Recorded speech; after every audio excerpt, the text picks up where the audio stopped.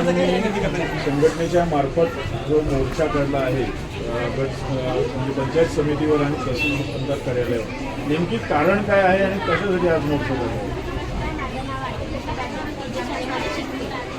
आम्ही मोर्चा काढले त्याचे मागचं कारण हे का आम्हाला शाळेमध्ये पोषण आहार मिळत नाही.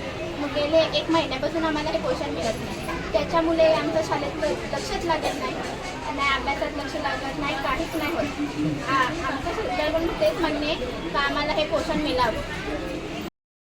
भाग्यश्री बरदादा, मी आत्ता 7वी शिकते. जिथून मी शाळेत जायला लागली तिथून मला दुपारचं जेवणच भेटत नाही, म्हणून आमच्या शाळेत अभ्यासात लक्षच लागत नाही. माझं सरकारकडून एवढंच मागणं आहे की आम्हाला दुपारचं जेवण मिळावं. काय झालं शाळेत तुम्हाला जेवण मिळते का? किती महिन्यापासून मिळत नाही? 2 महिन्यापासून मिळत नाही.